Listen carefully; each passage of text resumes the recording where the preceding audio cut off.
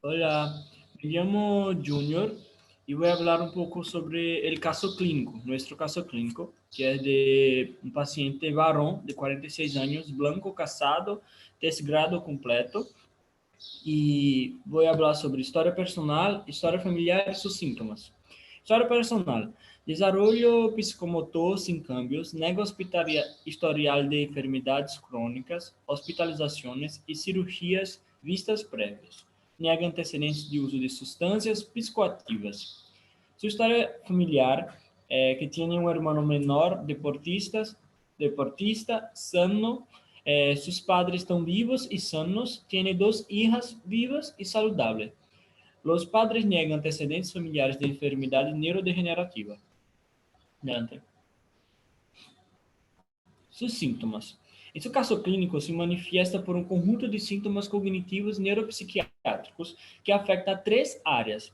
Primeira, a capacidade cognitiva. Segunda, sintomas psicológicos e conductuales de la demência. Terceira, atividades de la vida diária. Os sintomas de conduta são a apatia, a depressão, as condutas motoras sem finalidade, a alteração do sonho, la agitación, la ansiedad, la irritabilidad, la dihibición y agresividad, el pensamiento delusorio y las alucinaciones.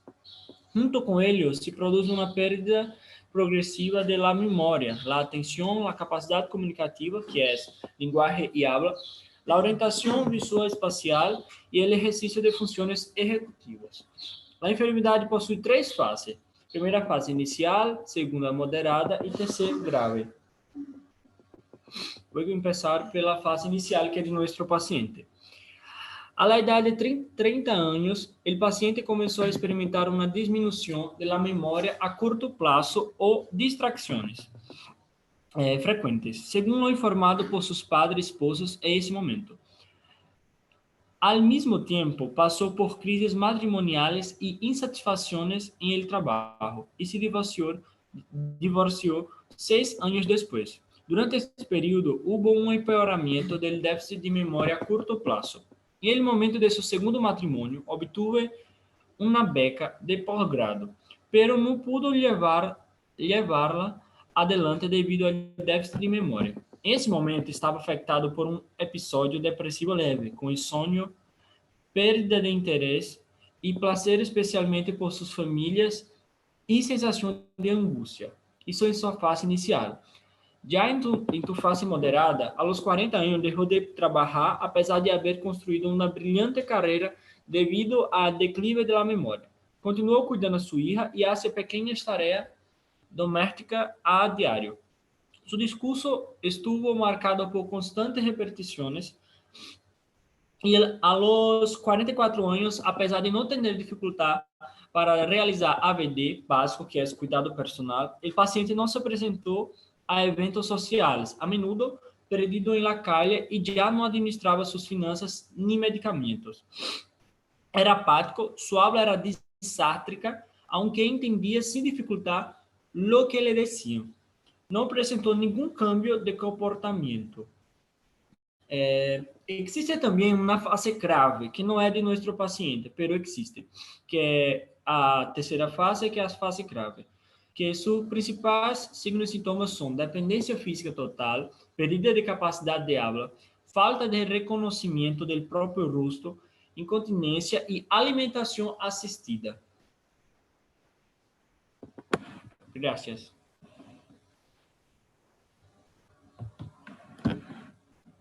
Oi,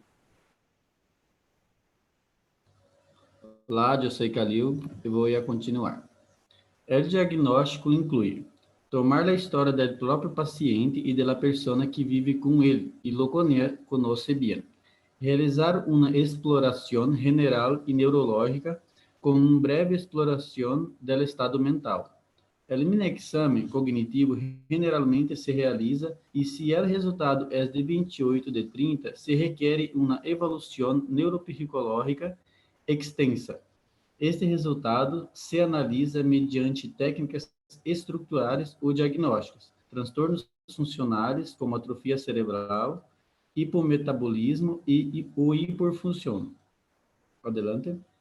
A los 40 años, la primera evaluación neuropsicológica reveló una disminución anterógrada severa sin demencia establecida.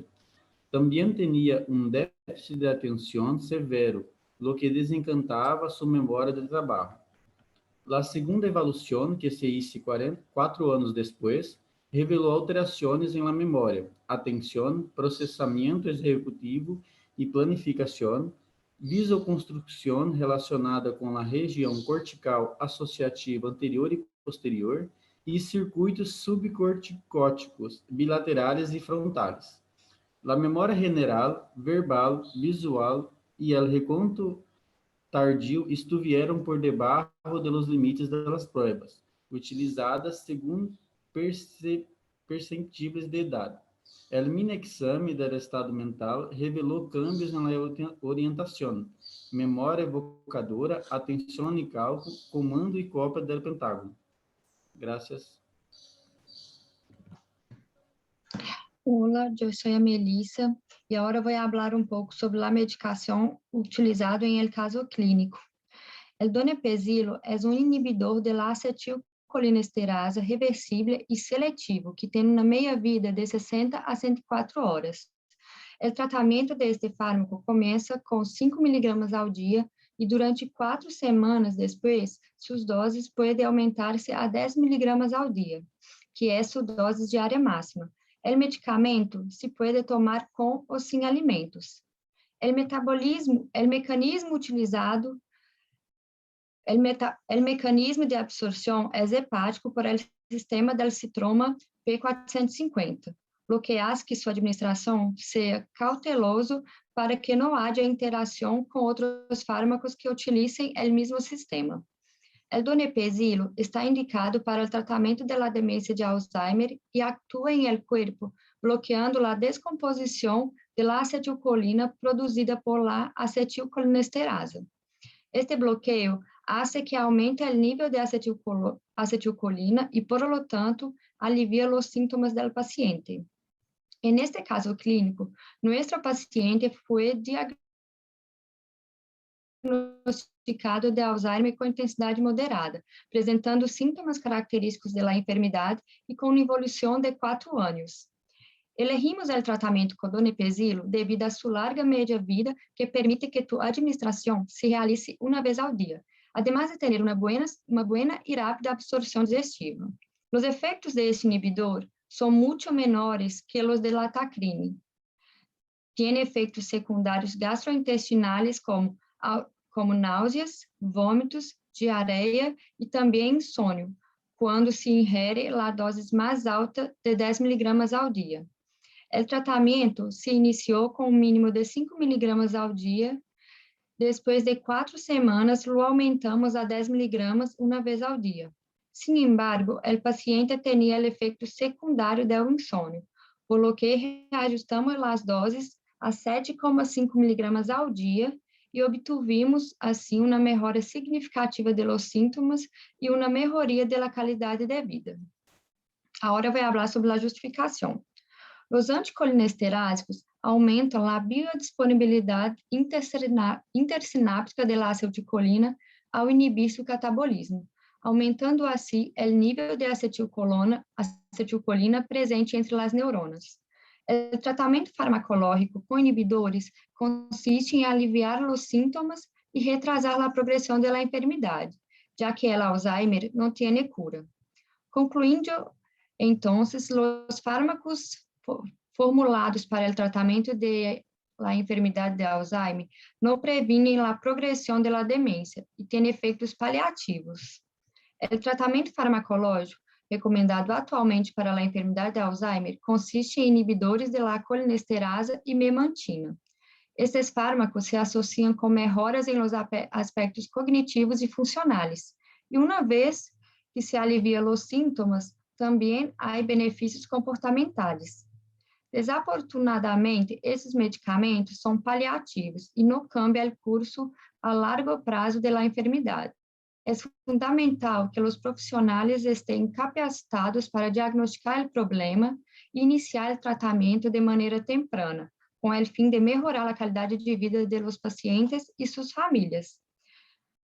Essas são as referências bibliográficas e muitas gracias por la atenção.